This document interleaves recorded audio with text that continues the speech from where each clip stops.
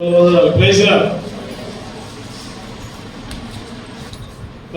ఎటువంటి దేవుడు చెప్పండి? దేవుడు మహాదేవుడు. మహాదేవుడు మన జీవితంలో చేసిన మహాకార్యాలు ఆరాధించాం. ఆరాధనాత్మకంగా మహాదేవుడు చేసిన మహాకార్యాలు. రెండవ వర్తమానం చెప్పండి. బలవర్తమానం ఇలా చెప్తారు. బలవర్తమానంలో టాపిక్ ఏంటో చెప్తారు ఎవరన్నా? మహాసంఘములో మహా లక్షణాలు కలిగి ఉన్నావా? మహారాధన చేశావు. నేను గ్రూప్ లో పెడతాను, చూడలేదు కాబట్టి కొంతమంది చదువు వచ్చిన వాళ్ళు కూడా చూడట్లేదు, చదువు రాని వాళ్ళు అట్లాగే చూడలేదు. చదువు వచ్చిన వాళ్ళు నేను గ్రూప్ లోనే పెడుతున్నా. మన ఆరాధనోత్తమాన అంశం, బలవర్తమాన అంశం కూడా పెడుతున్నా. ఆరాధనోత్తమాన అంశం ఏంటంటే మహాదేవుడు చేసిన మహాకార్యాలు. బలవర్తమానంలో ఈ మహాకార్యాలు అనుభవించిన మనం మరి మహాసంఘంలోకి సీఎంలోకి నడిపించాడు దేవుడు. మరి ఆ సీఎంలోకి నడిపించిన తర్వాత మహాసంఘములో మహాలక్షణాలు కలిగి ఉన్నావా? మహాలక్షణాలు కలిగి ఉన్నావా? మనం చదువుకున్నాం ఇర్మియా 8:6 మహాదేవుడిని చదువుకున్నాం. ఇందాక మనం చదువుకున్నాం ఇర్మియా 31:8. బిగ్గరగా చదవండి ఎవరైనా. ఇర్మియా 31:8. ఉత్తర దేశంలో నుండి నేను వారిని రప్పించుచున్నాను. గుడ్డివారినేమి, గర్భిణీలనేమి, ప్రసవించే స్త్రీలనేమి, భూదిగంతముల నుండి అందరినీ సమకూర్చుచున్నాను. మహాసంఘమై వారిక్కడికి తిరిగి వచ్చేదారు. ఎట్లా వస్తారంట? మహాసంఘమై. గుడ్డివారేంటి, కుంటివారేంటి, గర్భిణులేంటి, ప్రసవించే స్త్రీలేంటి, అందరూ మహాసంఘముగా ఈరోజు సియోనులో మహాసంఘములో, సియోనులోనే మహాసంఘములో మహాలక్షణాలు కలిగి ఉన్నారా? లేకపోతే సియోనులో మహాకార్యాలు చేశాము అని ఆరాధించిన నువ్వు నేను ఈ మహాలక్షణాలు లేకుండా సైతాను లక్షణాలు కలిగి ఉన్నామా? మనమే సరి చేసుకోవాలి. రెండు క్లుప్తంగా ఎటువంటి మహాలక్షణాలు కలిగి ఉండాలి? క్లుప్తంగా ఒక 5 విషయాలు ఆలోచన చేద్దాం. చిన్నపిల్లలు కూర్చొని అటు ఇటు తిరగద్దు, డిస్టర్బెన్స్ చేయొద్దు, ఎవరికి ఇబ్బంది కలిగించొద్దు. రెండు మహాసంఘంలో మహాలక్షణాలు కలిగి ఉన్నవా? ఏంటి ఆ మహాలక్షణాలు? మొదటిగా మొదటి సమయాలు 17:10. మొదటి సమయాలు 17:10. ఈ దినమున ఇశ్రాయేలీల సైన్యములను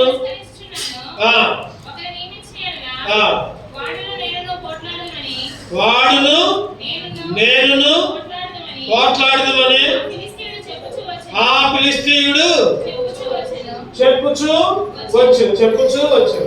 చూడండి రెండవ సమయాలు 17:10. కరెక్ట్. రెండవ సమయం, మొదటి సమయాలు కాదు, క్షమించండి. రెండవ సమయంలో 17:10. నీ తండ్రి మహాబలాఢ్యుడనియు అతని పక్షము వారు ధైర్యవంతులనియు ఇశ్రాయేలీయులందరూ ఎరుగుదురు గనుక. చెప్పండి. చాలు, మనకు కావాల్సిన అంశం వచ్చింది. ఏంటన్నా? నీ తండ్రి మహాబలాఢ్యుడు. ఎవరి గురించి మాట్లాడుతున్నారంటే ఇక్కడ? చెప్పండి, ఎవరి గురించి? నీ తండ్రి మహాబలాఢ్యుడు. అహీతోపెలు, హూషై, ఇవన్నీ మనం చూస్తా ఉంటుంటే అభిషాలంతో చెప్తున్నారు నీ తండ్రి అయ్యా మహాబలాఢ్యుడయ్యా అంటే ఎవరు చెప్పండి? దావీదు. ఈరోజు నీ జీవితంలో, నా జీవితంలో కూడా మహాబలము కలిగి ఉండాలి. మహాదేవుడిని అంగీకరించిన మనం, మహాకార్యాలు అనుభవించిన మనం మొదటి లక్షణం ఏంటంటే మహాబలం కలిగి ఉండాలి. బలాఢ్యుడు అంటే చెప్పండి మహాబలం. ఒక్కోసారి బలం అందులోనే చిన్నపిల్లలు ఏం చూపిస్తారు చెప్పండి? ఖండాలు చూపిస్తారు. ఇక నా బలం మహాబలం. కొంతమంది అంటారు కదా, మా బంధువులకు ఉన్నంత మాకున్న బంధువుగాను ఇంకెవరికి లేరంటారు. మాకు చాలా మంది బంధువుల బలం. లేకపోతే ఇంకొకసారి కొంతమంది అంటారు కదా, కుల బలం అంటారు. కుల బలం, బంధు బలం, కళ్ళ బలం కాదు, మహాబలం. ఈ మహాబలం అనేది దేంట్లో నుంచి వచ్చిందంటే, చెప్పండి దేంట్లో నుంచి వచ్చింది? ఆత్మీయంగా చెబుతారని చూద్దాం. ఈ మహాబలం అనేది ఎక్కడి నుంచి వచ్చింది? దేవుని వాక్యముతో. కరెక్ట్గా చెప్పింది. మరి వాక్యంలో చదివి చెప్పిందో లేకపోతే సొంతంగా చెప్పిందో కానీ బాగా చెప్పింది. చదవండి అన్నమాట.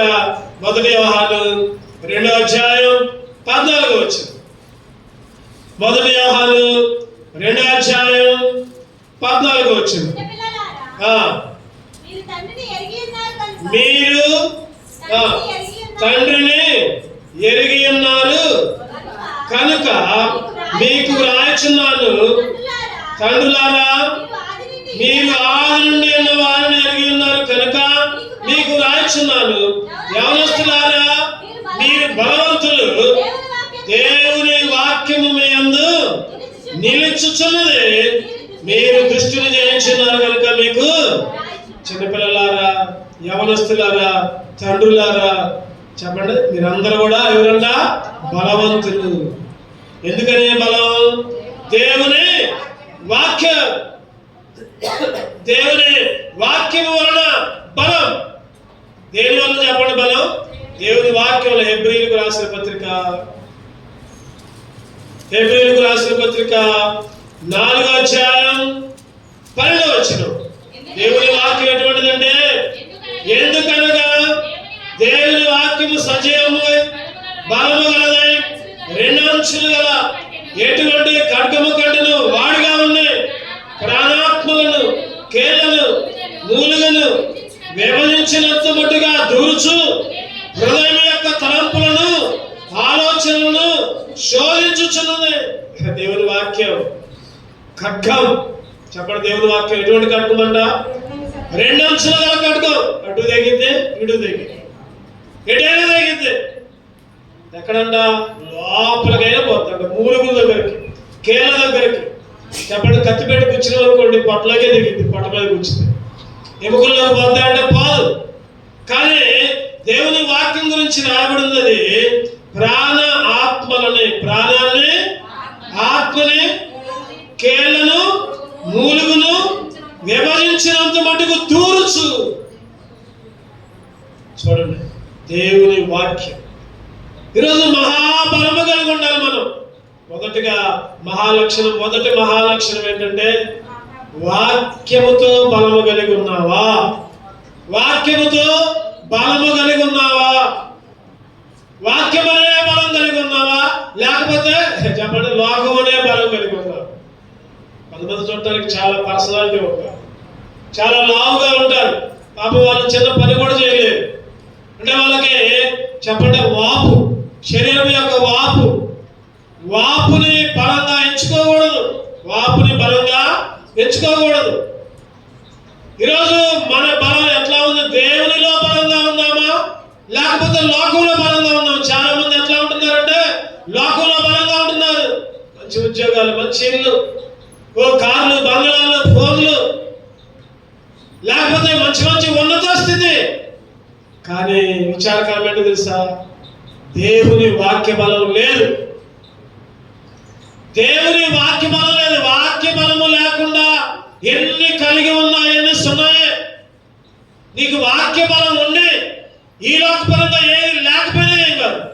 ఈ లోకపరంగా ఉద్యోగం లేకపోయినా పర్వాలా, ఆరోగ్యం లేకపోయినా పర్వాలా, ఇల్లు లేకపోయినా పర్వాలా, లేకపోతే ఇంకా ఆస్తులు లేకపోయినా పర్వాలా, వాక్య బలం ఉంటే చాలు. మహాబలాఢ్యుడు దావీదు గారి గురించి చెప్పుకుంటూ, నీ తండ్రి ఇంకో మాట కూడా మనం చదువుకున్నాం. యరొబాము గురించి కూడా 1 రాజులు 11:25 కూడా ఒక మాట ఉన్నది. 1 రాజులు మనం ఈ మధ్యన బైబిల్ స్టడీలో కూడా చదువుకున్నాం అన్నమాట. 1 రాజులు 11:28 చదవండి, 297 పేజీ. అయితే యరొబాము అనే ఇతను మహాబలాఢ్యుడై ఉండగా, దావీదు గారు యరొబాము మహాబలాఢ్యుడు. యేసుక్రీస్తు దగ్గరకు వచ్చింది సైతాను. 40 రోజులు ఉపవాసం ఉన్నావు కదా, ఇగో ఈ రాళ్ళు రొట్టెలు చేసుకుని తిను. దేవుడు ఏమన్నాడు చెప్పండి? మనుషుని దేవుని నోటి నుంచి వచ్చే ప్రతి మాట చదువురండి. అక్కడ ఉందన్నమాట. మత్తయి సువార్త 4వ అధ్యాయం 4వ వచనం చదవండి. మనుషుల నోటి వల్ల మాత్రము కాదు కానీ దేవుని నోటి నుండి వచ్చే మాట, ప్రతి మాట వలన. అంటే ఈరోజు మనం జీవించేది దేవుని వాక్యం, దేవుని మాట. వాక్యం అనే బలం, వాక్యం అనే బలం. ఈరోజు వాక్యం అనే బలం ఉందా? వాక్యం అనే బలం ఉందా? లేకపోతే వాక్యం అనే బలం లేకుండా ఉన్నామా? వాక్యం అనే బలం లేకుండా ఉన్నామా? అంటే దానియేలు 11:32 ఒక చక్కటి మాట ఉంటుంది. ఒక సంవత్సరం సార్వత్రిక వాగ్దానం కూడా అది. దానియేలు 11:32 చదవండి. అందుకు అతడు నిబంధనలు అతిక్రమించు వారిని వశపరచుకును. అయితే తమ దేవుని నెరుగు వారు బలము కలిగి గొప్ప కార్యములు చేస్తారు. దేవుని ఎరిగిన వారే బలము కలిగి గొప్ప కార్యాలు చేస్తారు. అబ్బా, మేము దేవుని అంగీకరించలా, మందిరానికి పాటలు దేవుడిని నమ్ముకోలా, అయినా కానీ మేము గొప్ప కార్యాలు చేస్తున్నాముగా అంటారు లోకస్తులు. చెప్పండి, అది శాశ్వతంగా ఉండేది కాదు. శాశ్వతంగా ఉండేది కాదు. ఎవరైతే దేవుణ్ణి అంగీకరిస్తారో వాళ్ళు తమ దేవుణ్ణి ఎరిగి ఏం చేస్తారంట? గొప్ప కార్యాలు, గొప్ప కార్యాలు, గొప్ప కార్యాలు చేస్తూ ఉంటారు. గొప్ప కార్యాలు. ఈరోజు ఆయన వాక్యములో బలం ఉంది. ఆయన వాక్యములో, ఆయన మందిరములో బలం ఉంది. ఆయన సన్నిధిలో బలం ఉంది. ఈరోజు మనం ఏం చేస్తున్నామంటే అసలైన బలాన్ని వదిలిపెడుతున్నాం. అసలైన బలం వదిలిపెట్టి లోక బలాల కోసం వెంపర్లాడుతున్నాం. ధన బలమని, కుల బలమని, కళ్ళ బలమని, లేకపోతే పదు బలమని రకరకాల బలాలను ఆశ్రయిస్తూ ఉంటున్నాం. ఒక ఆమె 100 సంవత్సరాలు దాటింది. ఆమె చిన్నప్పుడే పెళ్ళైంది, భర్త చనిపోయింది. అయినా కానీ మందిరాన్ని విడిచిపెట్టలా. చెప్పండి, ఎవరామా? లూకాసు వార్తలో ఉంటుంది 2వ అధ్యాయం. ఎవరామా? అన్న అనే స్త్రీ మందిరాన్ని విడిచిపెట్టలా. మందిరంలోనే ఉంది, మందిరంలోనే ఉంది. బలం, వాక్యం అనే బలం, వాక్యం అనే. ఈరోజు వాక్యం అనే బలం ఉందా? మందిరం అనే బలం ఉందా? లేకపోతే లోక బలం ఉందా? ధన బలం ఉందా? అవన్నీ మహాలక్షణాలు కాదు. కానీ ఈరోజు మహాలక్షణం ఏంటంటే వాక్యములో దేవుని బలం కలిగి ఉన్నారు, మహాబలం కలిగి ఉన్నారు. మొదటిగా. రెండవది చూద్దానండి. రెండవది మొదటి రాజులు 19వ అధ్యాయం. మొదటి రాజులు 19 ఎందుకు వచ్చినామంటే మొదటి రాజులు 19:10 300 పేజీ నంబర్. అతడు ఇశ్రాయేలు వారు నీ నిబంధనలు త్రోసివేసి నీ బలిపీఠములను పడగొట్టి నీ ప్రవక్తలను ఖడ్గము చేత హతము చేసి సైన్యములకు అధిపతి దేవుడు యెహోవా కొరకు మహారోషము గలవాడనై నేను ఒక్కడిని మాత్రమే. చెప్పండి, దీంట్లో అంట మహారోషం. ఏ రోషం? మహారోషం ఉండాలి. మహాబలం కలిగి ఉండాలి. మహాదేవుడు చూపించిన మహాలక్షణాలు. ఈ మహాలక్షణాలు లేకపోతే బలలో చేయలేదు. కరెక్ట్ గా చెబుతున్నాడు దేవుడు, కరెక్ట్ గా మాట్లాడుతున్నాడు. నీకు ఈ లక్షణాలు లేకపోతే బలలో చేయకర్లా, బలలో చేయకపోయినా బలలో శాపాన్ని తెచ్చుకోవద్దు. ఈ మహాలక్షణాలు నీలో ఉన్నాయా? వాక్యం అనే బలం ఉందా? వాక్యం అనే బలం ఉందా? మందిరం అనే బలం ఉందా? నేను ఆదివారం దేవుని మందిరంలోకి పోతా అనే బలం కలిగి ఉంటున్నావా? లేకపోతే నేను 2 వారాలకు ఒకసారి, నెలకు ఒక ఆదివారం, లేకపోతే సంవత్సరానికి ఒక ఆదివారాలు, దాన్నే బలం అనుకుంటున్నావా? రెండవదిగా మహా రోషం. ఇటు పక్క ఒక్కడే ఉన్నాడు. మరి ఇటు పక్క ఎంతమంది ఉన్నారు? చెప్పండి, అటు పక్క ఎంతమంది ఉన్నారు? 400 మంది. 400 మంది పైరోళ్ళు ఉన్నారు. 450 మంది దాకా ప్రవక్తలు ఉన్నారు. అంటే మొత్తం 850 మంది. 850 మంది. చెప్పండి,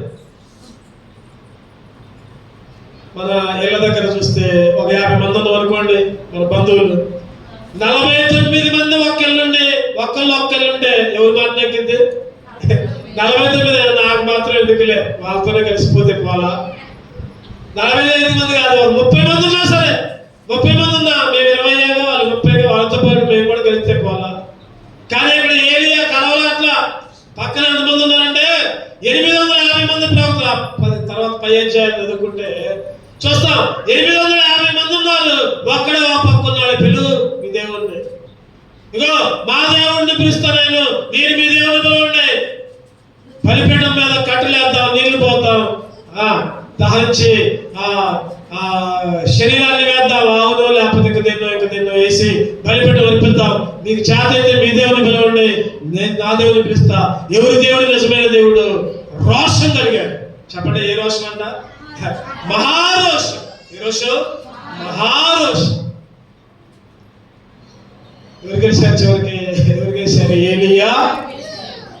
ఇంకా నీళ్ళు పోసింది, అయినా కానీ అగ్ని దహించి వేసింది.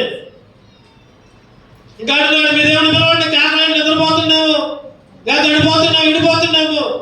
అధ్యాయంలో వచనాలన్నీ చదివితే ఛాలెంజ్ విసిరి. ఏం ఛాలెంజ్ అంటే అది మహారోషం. ఈరోజు నీ జీవితంలో నా జీవితంలో కూడా ఏముండాలి చెప్పండి? మనకి రోషం ఉండాలి. ఎవరన్నా ఏదన్నా మాట అంటే అమ్మా నన్ను అంత మాట అంటారా? ఆ రోషం కాదు. ఆ రోషాలు అక్కడ మనకి ఆయన పరికమాల రోషాలు, ఆయన సైతాన్ రోషాలు. నన్నే అంటడా? నేనేంటి ఇప్పుడు? అదివరకంటే చిన్నప్పుడు ఎన్నైనా పాడతా, ఇప్పుడు ఎందుకు పాడతా నేను? కొంతమంది అట్లా ఉంటారు, మహా రోషం కలిగి ఉంటారు.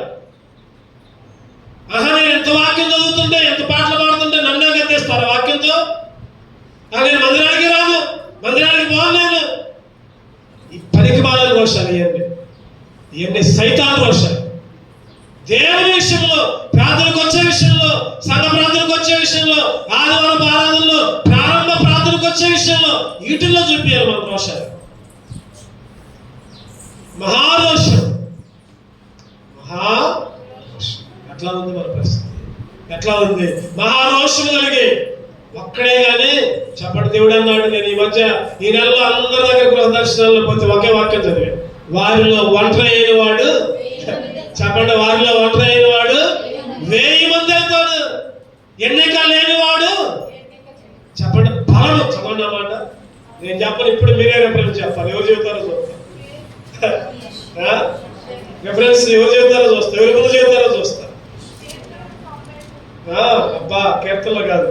యెషయా గ్రంథం 60 అధ్యాయం 22. యెషయా 60:22. వారిలో ఒంటరి అయిన వాడు 1000 మంది అగును, ఎన్నిక లేని వాడు బలమైన జనమగును. యెహోవాకు నేను తగిన కాలమున ఈ కార్యమును తగిన కాలము. రోషము కలిగి నేను ఒక్కదాన్నేగా ఒత్తికోండి. ఎన్ని సైతాలు. దేవుడు అంటున్నాడు, ఒక్కడమైనా 1000 మంది అవుతారు. మహారోషం కలిగి పౌలు గారు అంటారు, రోషం కలిగి ఉన్నారు. చదవన్నాం అన్నమాట. రోమీయులకు రాసిన పత్రిక 11. పౌలు గారు రోషం అనుకుంటారు. 11:14. అన్య జనులకు అపోస్తులైనాను కనుక ఏ విధమునైనను నా రక్త సంబంధులకు రోషం పుట్టించి వారిలో కొందరు నేను రక్షపడని నా పరిచయను గణపరుచున్నాను. చెప్పండి, కొందరికైనా ఒకసారి గద్దించేది, హెచ్చరించేది దేనికంటే రోషం పుట్టాలి.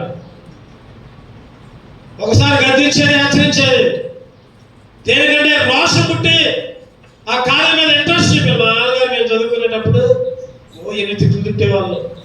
ఎన్ని తిట్లు అంటే, అరే నీకు పనికిరావాలి, నువ్వు సవరణానికి పనికిరావాలి, పేడతాట్లు పై కానివాడు, పేడతాట్లు పై ఇంతే అనేవాళ్ళు. మా అమ్మగారేమో ఎందుకయ్యా అంటాను అని మా అమ్మగారి పక్కన.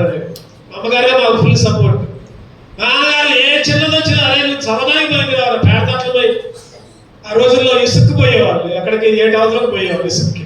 అరే ఇసుక తాట్లకు పోరా, లేకపోతే అసలు మాకు ఎంత కోపం వచ్చేదంటే, మా నాన్న టనడా అని ఆ కోపాన్ని చదువులో మంచి మంచి ర్యాంకులు, ఫస్ట్ ర్యాంకులు, మంచి ర్యాంకులు సాధించుకున్నాం. ఎందుకంటే ఇంట్లో మాకు మా నాన్నగారు మమ్మల్ని రోషం పుట్టించే మాట్లాడేవాడు. అప్పుడప్పుడు సంఘంలో కూడా సేవకులు కూడా కొన్ని మాటలు రోషం పుట్టించే మాట్లాడతారని అంటారు, రోషం కలిగే మాట్లాడతారని ఫీల్ కాకూడదు. మనం అవి మనసులో పెట్టుకోకూడదు, వాటిని సరి చేసుకోవాలి. అయ్యా ఇటువంటి మాట అనుకోకుండా, అనిపించుకోకుండా నేను చేసుకోవాలని రోషం కలిగి చేయవచ్చు. పౌలు గారు అంటున్నాడు, అన్యజనులకు అపోస్తులైనాను కనుక ఏ విధంగానైనా నా రక్త సంబంధులకు రోషం పుట్టించి. ఈరోజు ఎట్లా ఉంది నీ రోషం? మహారోషం. షడ్రకు, మేషకు, అబేద్నెగోకు రోషం వచ్చింది. ఓ మటన్ బిర్యానీలు, చికెన్ బిర్యానీలు, ఓ ఇంకా పరమాణాలు అన్ని తెచ్చారేమో, కానీ వాళ్ళు ముట్టుకోవాలి. ఈరోజు మన దగ్గర కూడా అన్ని వస్తే ఏం కాదులే, ప్రార్థన చేసుకుంటున్నాములే అని అనుకుంటాం. వాళ్ళు ముట్టుకోవాలా. రోషం అందరూ వచ్చి మొక్కుతా ఉన్నారు. కానీ షడ్రకు, మేషకు, అబేద్నెగోలు మొక్కల ఏంటిది కారణం అంటే రోషం. ఈరోజు మన రోషాన్ని దేవుని మందిరంలో చూపించాలి, దేవుని మీద చూపించాలి. మన రోషం, మన కోపాలని లేదా మన ఆవేశాలని చెప్పండి దేని మీద చూపించాలంటే దేవుని విషయంలో రోషం కలిగి ఉండాలి. పౌలు గారు ఉన్నట్టు రోషం పుట్టించే మాటలు. ఈరోజు మహారోషం, ఒకటో చెప్పండి, మహాబలము కలిగి ఉండాలి. రెండవదిగా మహారోషము కలిగి ఉండాలి. చదవండి. మూడవదిగా సామెతలు 14:29. సామెతలు 14:29. సామెతలు 14:29. దీర్ఘశాంతము గలవాడు మహావివేకి ముంగోపి మూఢత్వమును బహుమానముగా పొందును. దీర్ఘశాంతము గలవాడు మహావివేకి. ఈరోజు మనం ఏం కలిగి ఉండాలంటే చెప్పండి, ఏం కలిగి ఉండాలి? వివేకం కలిగి ఉండాలి, జ్ఞానం కలిగి ఉండాలి. మహావివేకం ఏంటిది ఆ వివేకం? మహావివేకం తెలివి. చెప్పండి, డబ్బు ఒక పక్క ఉంది, ఐశ్వర్యం ఒక పక్క ఉంది, రాజరికం ఒక పక్క ఉంది, రాజ్యం ఒక పక్క ఉంది. సొలొమోను గారికి ఏం కావాలో కోరుకో అన్నాడు దేవుడు. చెప్పండి, ఏం కావాలన్నాడు? జ్ఞానం. నాకు వివేకమయ్యా, నాకు జ్ఞానమయ్యా. ఈరోజు దేవుని విషయాల్లో వివేకం కలుగుతుంది. అందుకనే కొండ మీద ప్రసంగంలో యేసుక్రీస్తు శిష్యులతో చెబుతుంటాడు, ఏమని చెప్పండి? పాముల వలె వివేకము కలిగి, పావురాల వలె నిష్కపటము కలిగి ఉండే, వివేకం కలిగి ఉండే పాముల్లాగా.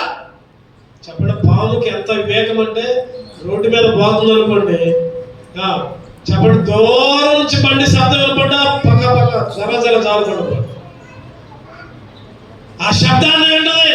దానికి కళ్ళు కనపడు, చూడదు సరిగా, కానీ శబ్దాన్ని మాత్రం వింటది. ఈరోజు మనం మాత్రం చూస్తాం కానీ వినం. చూస్తాం, అన్ని చూస్తాం, అసలు వినం. ఏదో విన్నా కూడా ఒక శబ్దం ఏంటాం, ఇంకొక శబ్దం బయటికి పంపిస్తాం. అందుకనే దేవుడు పాముతో వచ్చింది. పాముల వలె వివేకం. కొత్త చదవండి, 10వ అధ్యాయం 16 వచ్చింది, చదవండి. ఇదిగో తోడేళ్ల మధ్యకు గొర్రెలను పంపించినట్టు నేను మిమ్మల్ని పంపుతున్నాను కనుక పాముల వలె వివేకులను, పావురముల వలె నిష్కపటం. తోడేళ్ల మధ్య ఉన్నాం. ఎక్కడున్నాం మనం? చెప్పాలి, ఎక్కడున్నాం మనం? తోడేళ్ల మధ్య, సైతాల మధ్య ఉన్నాం, అన్ని జనుల మధ్య ఉన్నాం, దేవుని నరకనే ప్రజల మధ్య ఉన్నాం. కాబట్టి ఎట్లా ఉండాలంటే వివేకము కలిగి, పాముల వలె వివేకం.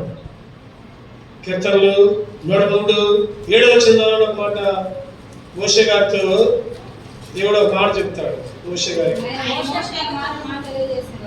103:7 ఆయన మోషేకి తన మార్గమును తెలియజేసిన, ఇశ్రాయేలు వంశస్థులకి తన క్రియలను కనపరిచిన. మోషేకేమో మార్గాలు చెప్పాడు, ఇశ్రాయేలుకి మార్గాలు చెప్పలా. ఇశ్రాయేలుకి ఏం చేసిండు? క్రియలు కనపరిచాడు. సముద్రం ఎండిపోతే సముద్రం ఎండగొట్టి దారి ఇచ్చిండు, బండలోంచి నీళ్ళు ఇచ్చిండు, పూరేలు ఇచ్చిండు, మన్నా ఇచ్చిండు, ఆశ్చర్య క్రియలు. ఇశ్రాయేలుకి మార్గాలు చూపారు. ఎవరికి చూపించాడు మార్గాలు? మోషేకి. మోషే వివేకముతో జనాల్ని నడిపిస్తాడు.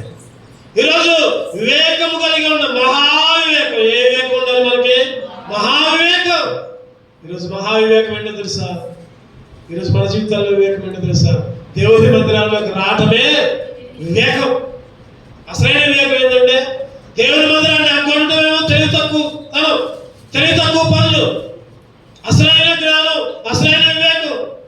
ఈరోజు అనుకోవచ్చు బీటెక్లు, ఎంటెక్లు, డిగ్రీలు, ఇంజనీరింగ్లు, పిహెచ్డీలు అనుకోవచ్చు మేము బాగా వివేకులు, జ్ఞానవంతులు.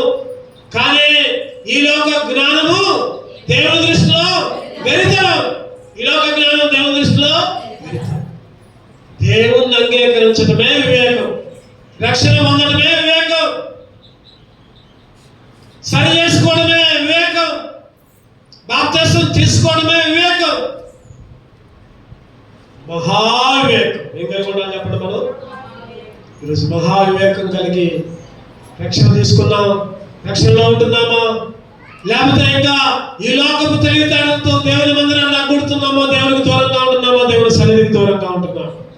ఈరోజు మన వివేకం ఎట్లా ఉంది చూద్దామండి. నాలుగోదిగా ఎస్తేరు 4, ఎస్తేరు గ్రంథం,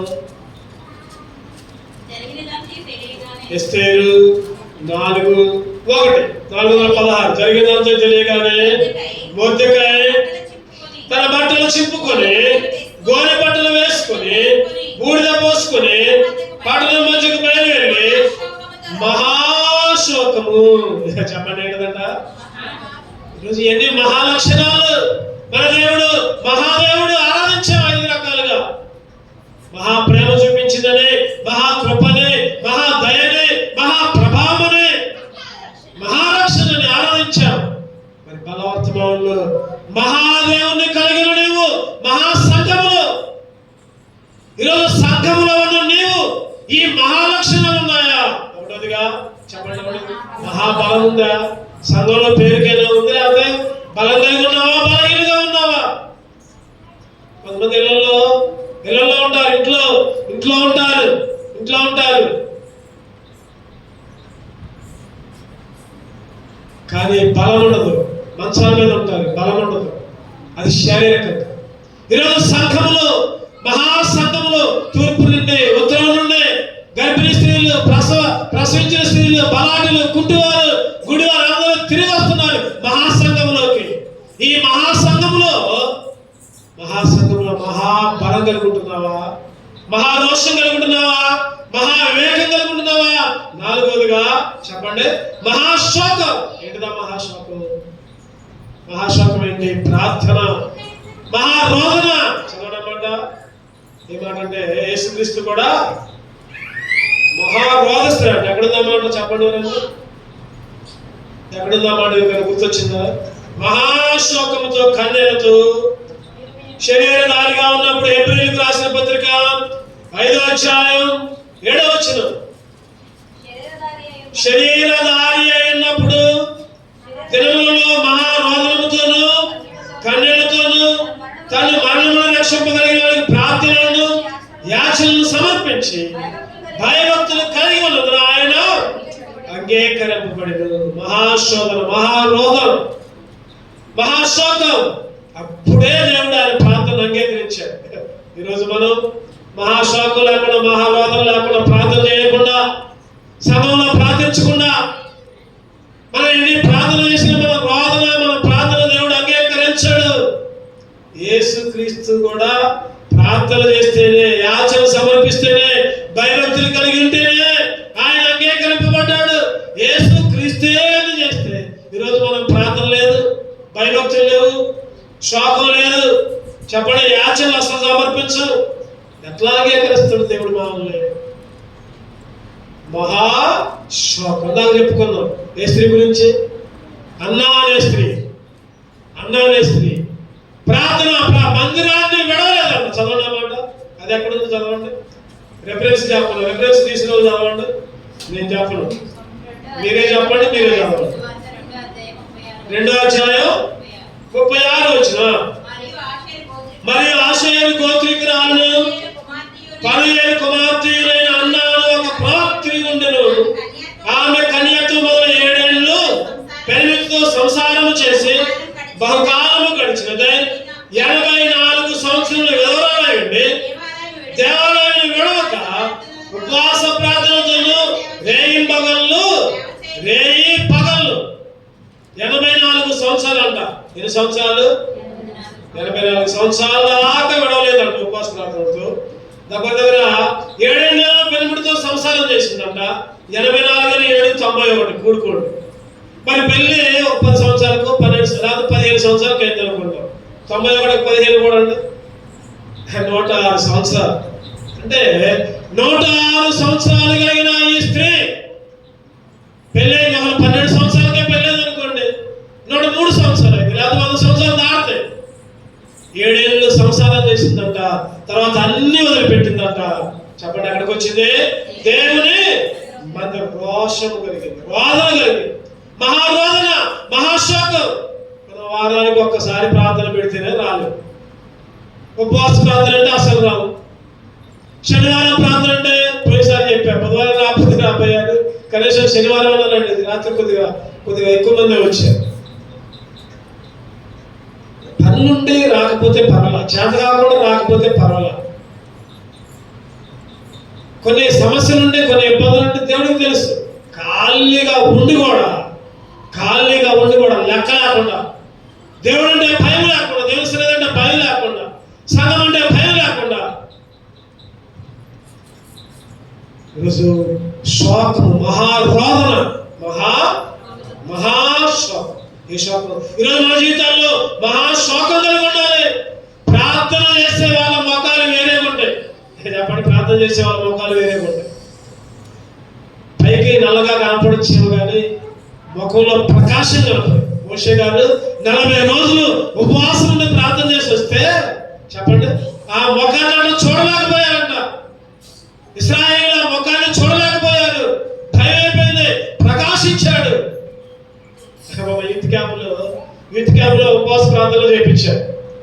ఉపవాస ప్రార్థన సేవకులందరూ పిలిచారు.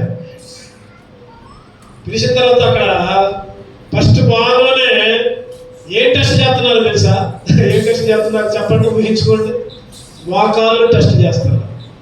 మీ మోకాళ్ళు ఎట్లా ఉన్నాయి? సామెత ఉంది, క్రైస్తవ సామెత. ఏంటది? మోకాళ్ళు నల్లగా ఉంటే ముఖం తెల్లగా ఉంటుంది. మోకాళ్ళు తెల్లగా ఉంటే నీ ముఖం నల్లగా. నలుపు అంటే కలర్ కాదు నేను చెప్పేది, తెలుపు అంటే కలర్ కాదు నేను చెప్పేది. ఈరోజు ప్రశాంతంగా ఏ సమస్య ఉన్నా, ఏ బాధ ఉన్నా, నాకే ఇబ్బంది లేదు, సంతోషం, అన్ని సమస్యలే, అన్ని ఇబ్బందులే అయినా కానీ చెప్పండి ప్రకాశిస్తూ ఉంటారు. ఎందుకంటే దేవుని వెలుగు అందులో ఉండదు. ప్రార్థన చేస్తేనే, ప్రార్థన లేకపోతే ఉండదు. ప్రార్థన, కుటుంబ ప్రార్థన, వ్యక్తిగత ప్రార్థన, మోకాల ప్రార్థన, సంఘ ప్రార్థన, ఉపవాస ప్రార్థన. జాగ్రత్త. నేను ఆదివారం పోతున్నాలే, ఏదో సందాయిస్తున్నాలే, లేకపోతే ఏదో చేస్తున్నాలే, ఏదో పరిచయం చేస్తున్నాలే, నేనైనా మీరైనా ఎవరైనా మన మోకాళ్ళు ఎట్లా ఉండాలంటే నల్లగా ఉండాలి. మోకరించాలి. జయరాజ్ గారని యూత్ క్యాంప్లో వర్తమానం చెప్పారు. యవనస్తులకు తెలుసు బాగా. జయరాజ్ గారు ఆయన చూడటానికి అంత బాగోడేవి కాదు, అంత బాగోడు కానీ ఆయన మోకాళ్ళు కాయలు కాసినాయి. ఆయన కాళ్ళు గిట్టలో కాయలు కాసినాయి. ఆయన పెద్ద ఉద్యోగం, ఆఫీసర్. ఆయన అంతరిక్ష ప్రయోగశాలలో గొప్ప ఆఫీసర్. ఆయన ఏది కోరుకోడు. ఆయన ఒకసారి సాక్షి చెబుతున్నాడు, నాకు ఎన్ని లక్షలు ఉన్నాయి అంటున్నా, దేవుని కొరకే ఖర్చు చేస్తాను, దేవుని కొరకే. నేను ఇప్పటికీ కూడా పేరాగా చెప్పులు వేసుకుని తిరుగుతా అని చెప్తున్నాడు ధైర్యంగా. ఏ చెప్పులు అంట? ఆ మధ్య మా అమ్మాయి శైలి ఇంటి దగ్గర వేసుకోవడానికి చెప్పులు కావాలని అంటే నేనంతా పేరాగా తీసుకోమా బాగుండే. పేరాగా వద్దు, మా అమ్మాయి కాబట్టి చెబుతున్నా, ఇంకెవరి గురించి చెప్పలేదు. పేరాగా వద్దు డాడీ, నాకు ఇంక వేరే కావాలి డాడీ అని. అమ్మా అనుకోవాలి.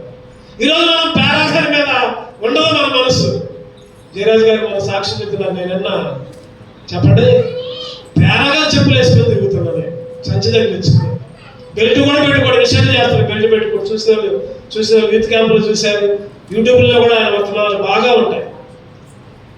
ఆయన ఎంత తగ్గింపు ఆయన అంటాడు కదా, ప్రార్థన ప్రార్థన ప్రార్థన.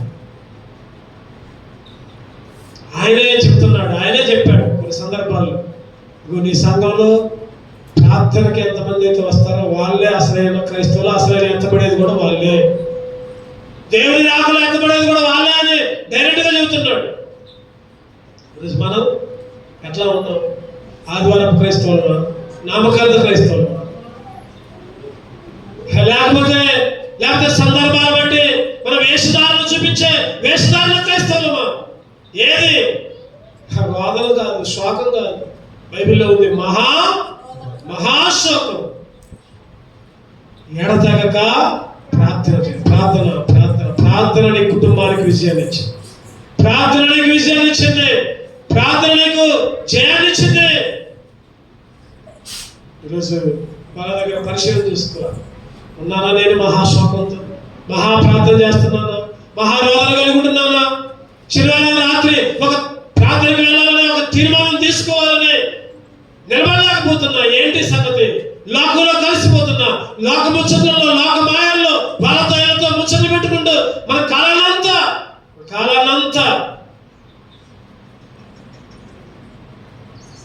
నాకు సైదమక్క కనపడాడు. సైదమక్క ఏందక్క పోయిన వారం రాలేదు, చర్చికి రాలేదంటే కాళ్ళ నొప్పులు అంతేనాక, కాళ్ళ నొప్పులు. ఏందక్క కాళ్ళ నొప్పులు అంటే పనికి రైలు కట్టకి ఎక్కిపోతున్నావు. సైదమక్క నేను ఎట్టన్నాను, నువ్వేమనుకోక ఏమనుకో. నేను అనుకున్నా మరి పనులకు పోయేటప్పుడు ఆ కాళ్ళ నొప్పులు ఉండవా? పనులకు పోయేటప్పుడు ఏమైతుంది ఆ కాళ్ళ నొప్పులు? అప్పుడైతే బాగా పోతున్నాగా, మరి ప్రార్థనకు వచ్చేసరికి కాళ్ళ నొప్పులు. క్షమించండి నీ మాట అన్నందుకు, ప్రేరేపణ వస్తే దేవుడు మాట్లాడిస్తున్నాడు. అరే ప్రార్థనకు వచ్చింది వస్తేనేమో కాళ్ళ నొప్పులు అంటాం, దూరం అంటాం, అదంటాం ఇదంటాం, మిగిలిన వాటికి ఎంత దూరమైనా పోతాం. సేవకుడు చెబుతున్నాడు, ఎంత దూరమైనా ఎగేసుకొని పోతారు, ప్రార్థనకి ఎంత రావట్లేదు అంటారు. నేను ఆ మాటని నాకు కూడా ఈ మాట వచ్చింది. ఈరోజు ప్రార్థనకి మాత్రం రాలేకపోతాం. రోషం కలిగించడానికి, రోషం పుట్టించడానికి దేవుడి మాటలు మాట్లాడుతున్నాడేమో. నీకు నాకు రోషం ఉండాలి. గంటల తరబడి మోకాళ్ళ మీద ప్రార్థన చేసి నాలో కూడా ప్రార్థన తక్కువైందేమో. ఇందాకే అనుకున్న వాక్యము రెండంచులు కలిగిన ఖడ్గం. మీకే కాదు అది, నాకు కూడా గుర్తుపెట్టుకోవాలి. ఈ మాటలు మీకే కాదు, నాకు కూడా రోషం కలిగించడానికి దేవుడు మాట్లాడుతూ ఉంటున్నాడు మనతో. ఏది శోకం, ఏది రోదన, మహాశోకం. చివరిగా ఇంకొక మాట చూసుకొని ముగించుకో. లోకసువార్త 19వ అధ్యాయం 38వ వచనం. లోకసువార్త 19:38. ప్రభు పేరిట వచ్చు రాజు స్తుతించబడును గాక, పరలోకమందు సమాధానమును సర్వోన్నతమైన స్థలములో మహిమయు ఉండును గాక అని తాను చూచిన అద్భుతములన్నిటిని గూర్చి మహాశబ్దముతో దేవుణ్ణి స్తోత్రము చేయసాగిరి. ఏ శబ్దం అంట? మహాశబ్దం. చివరిగా మహాశబ్దంతో దేవునికి స్తోత్రం చెప్పాలి, దేవుని ఆరాధించాలి, దేవుని కనపరచాలి. మహాశబ్దం, మామూలు శబ్దం కాదు, మామూలు కాదు. కొంతమంది పాటలు పాడితే నోట్లోంచి బయటకు రాదు, కొంతమంది ఆరాధన చేస్తే నోట్లోంచి బయటకు రాదు, వినపడదు. ఈరోజు దేవుణ్ణి మహాశబ్దముతో, ఎటువంటి పరిస్థితి అయినా చెప్పండి, ఏ పరిస్థితి అయినా, మహాశబ్దం. ప్రకటన 7:10 చదవండి, ముగించుకుందాం మనం. ప్రకటన 7:10. సింహాసనాసీనుడైన మా దేవుని గొర్రె పిల్లకును మా రక్షణకై స్తోత్ర మనిషి మహాశబ్దముతో ఎలుగెత్తి, మహాశబ్దముతో ఎలుగెత్తి చెప్పిరి. మహాశబ్దం ఎటువంటి పరిస్థితి అయినా, శాలలు గొర్రెలు లేకపోయినా. ఎక్కడుంది మాట? చదవండి ఆ మాట. రెఫరెన్స్ చదవండి, చెప్పండి. రెఫరెన్స్ చెప్పండి, చదవండి. హబక్కూకు 3:15. అంజూరపు చెట్లు పూయకుండినను, ఒలీవ చెట్లు కాపు లేకుండినను, చేలోని పైరు పంటకు రాకపోయినను, గొర్రెలు దొడ్డిలో లేకపోయినను, సాలలో పశువులు లేకపోయినను, నేను యెహోవా యందు ఆనందించెదను, సంతోషించెదను. ప్రభువు యెహోవాయే నాకు బలం. చెప్పండి, ఇక్కడ చూడండి. చెట్లు పూయకపోయినా, ద్రాక్ష చెట్లు కాయకపోయినా, ఒలివ చెట్లు కాపు లేకపోయినా, పైరు పండకపోయినా, గొర్రెల దొడ్డిలో లేకపోయినా, ఇంకొక మాట ఉంది, సాలలో పశువులు లేకపోయినా, ఆరోగ్యం బాగా లేకపోయినా, తలనొప్పి, కడుపు నొప్పి, రకరకాల సమస్యలు వచ్చినా. ఈరోజు 10వ తరగతి చదివేటప్పుడు, ఇంటర్మీడియట్ చదివేటప్పుడు, పరీక్షలప్పుడు ఏం చేస్తారంటే ఆదివారం కూడా క్లాసులు పెడతారు. మందిరాన్ని కొట్టుకొని క్లాసులకు పోతారు. క్లాసులకు పోవడం తప్పు లేదు, కావాలి. మందిరాన్ని కొట్టి క్లాసులకు పోవడం తప్పు అంటనే. దేవుని సన్నిధిని కొట్టి, నేను ప్రైవేట్ క్లాసులు ఉన్నాయి, వాళ్ళు కొడతారు, వీళ్ళు కొడతారు, తిను ఒక దెబ్బ. ఎవరి కోసం? నీ కోసం కాదు, ఎవరి కోసం తిను. గొప్పించండి. సన్నీ, జయాలి, మోనిక, శైని, ఎల్సైని, కేశైని, బ్యార్జీ, ఆదివారాలు దేవుని మందిరాన్ని కొట్టి ఒక మాట అంటే పడదాం. ఏమంటారు? అరే ఆదివారం ఏం చేస్తాం, చర్చికి పోయానంటే అయిపోయింది. అయినా కానీ కొడతారా? కొట్టించుకుందాం ఒక దెబ్బ. దానివల్ల మనకు వచ్చే మార్కులు తక్కువ కాదు. తక్కువైతే చెప్పండి, ఇంకా ఎక్కువ అవుతాయి మార్కులు. దేవుని కొరకు రోషం కలిగి ఉండాలి. దేవుని మందిరాన్ని నడిచిపోవడం దేవనస్తులు గుర్తుపెట్టుకోండి. ఎటువంటి కష్టం వచ్చినా, ఎటువంటి బాధ వచ్చినా, ఎటువంటి సమస్యలు వచ్చినా, అనారోగ్యంగా ఉండే మంచం మీద ఉన్నా దేవుని మందిలోకి రా, దేవుడు నీకు బలాన్ని ఇస్తాడు. ఈ జీవిత యాత్రలో ఏమి సంభవించినా, ఈ జీవిత యాత్రలో ఏమి సంభవించినా,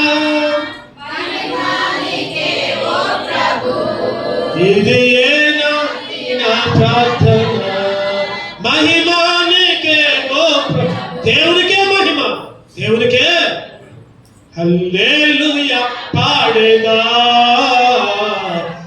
నిన్ను కొనియాడేదం అన్ని వేళలయందునా, నిన్ను పూజించి కీర్తింతును. జేసీ రావు గారి పాట రాశారు. జేసీ రావు గారి కూతురు అడిగిందన్న, నాన్న ఎన్నో పాటలు రాశావు, సీనియర్ గీతాల్లో అన్ని మంచి మంచి పాటలు రాశా, మరి బాధల్లో ఉన్నప్పుడు పాడుకోవడానికి ఒక పాట రాయి నాన్నంట. జేసీ రావు గారు నందిగా కూడా వచ్చారు. వద్దులు బలంగా వాక్యం చెప్తారు. ఢిల్లీలో ఉంటారు ఆయన. అన్నాడంట, ప్రార్థన చేశారంట, ఈ పాట రాశారు. అన్ని వేళల్లో ఈరోజు అందరూ ఏం చేస్తారు చెప్పండి? ఏదైనా బాధ వస్తే మందిరం అనుకుంటే ఇంటి దగ్గర ఉంటారు, ఏదైనా సమస్య వస్తే ఇంటి దగ్గర ఉంటారు. కానీ దేవుణ్ణి అన్ని వేళల్లో నేను ఎల్లప్పుడూ సన్నుతింతును, నిత్యము ఆయన కీర్తి. ఎల్లప్పుడూ ఆయన సన్నుతించాలి. ఎల్లప్పుడూ యెహోవా ఇచ్చెను, యెహోవా తీసుకొని పోయాడు. ఆయన నామమునకే మహిమ, ఆయన నామమునకే ఘనత. ఈరోజు బిందు వాళ్ళు కాపాలి, నాకు బిందు అనేస్తే కాపాలి. రాత్రి వచ్చింది బిందు ప్రార్థన, నాన్నకి జరుగుతుంది. ఇప్పుడు ఏ చెప్పుకునేది జనం ఉన్నా ఏదన్నా సరే ఉంటే మంచిదే. కానీ నేను చెప్పేది ఏంటంటే, ఎటువంటి పరిస్థితి అయినా మన యవ్వన కాలంలో, మన వృద్ధాప్యంలో, ఈరోజు మనం దేవుని మనలో కనపడాలి, దేవుని స్తుతించాలి.